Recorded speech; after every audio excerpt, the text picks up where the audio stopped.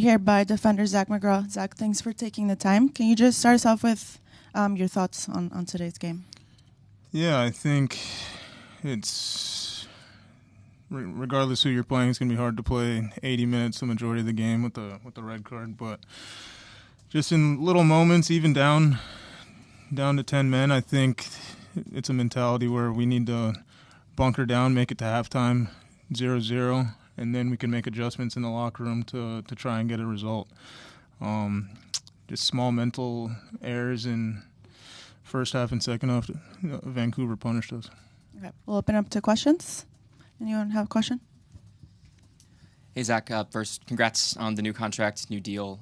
You're kind of entering into this season with all of the unavailabilities as kind of being one of the more veteran leadership kind of presences in the back line. With this new setup that started the match with three center backs, how would you describe your role, and how would you describe how your role kind of changed and evolved, or had to change and evolve in this game today? I mean, our game plan going into it was a three-back, and I think obviously my role was to kind of just mark Brian White 1v1 kind of, and when we had 11 players. It shifted when we had to go to a four-back because of the red card. Obviously, Finn, he's an experienced player but a young player. So just trying to work with him in moments. He's eager and excited to try to win the ball when he should be staying like central. And I talked to him throughout the game about it, and he's great in the air, and he wants to win everything in the air. But like, just it's a learning curve. I went through the same thing. I wanted to go win everything, but he's a great player. He's going to get there.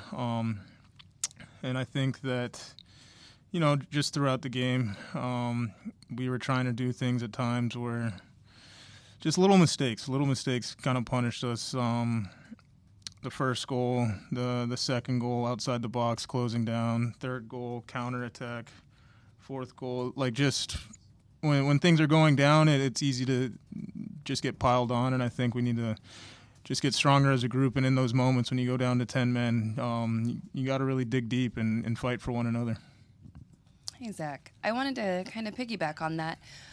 This was a match that we got to see a lot of the new guys. You brought up Finn. DaCosta had an amazing entrance and energy. So this is as low as it can get, building blocks. What positive building blocks are you going to take as your message as an older leader in the locker room for next Austin's game? Yeah, Phil made a point in the locker room post-game. He said that fortunately, last year, this loss happened the last game of the season and knocked us out. But this year, it's the beginning of the year, so we can actually improve off of it. As soon as this week. Obviously, it's a lot of new guys in the locker room, a lot of new faces on the field. But we've been together all preseason. They're going to adapt. They're from a lot of them from foreign countries. It's a learning curve that the league, the environment, the cold. I mean, the rain, but these guys are great players, and they're going to improve every session, every game. David DaCosta, he's a great player. He's only been here a couple of weeks. He had to go get his work visa. He was, I think he's going to be a very good player for us. And just in his little 30-minute, 45-minute cameo, you can see that on the field. Guillermo Mota with K2 News. I can't even understand or feel what Kamal must be feeling right now after the loss. Have you had a chance to talk to him, and what did you tell him? Kamal, he's a competitor, and he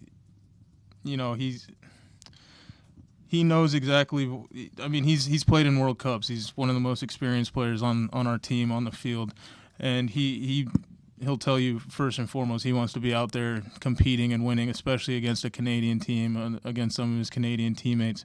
So most importantly, we know the type of player Kamal is, and I haven't really been able to talk to him just because it's such a quick turnaround. But if I was him, it's not his fault that we lost that game. It's mental errors that led up to putting him in that position where he had to be the last man, last-ditch effort to try and save a goal.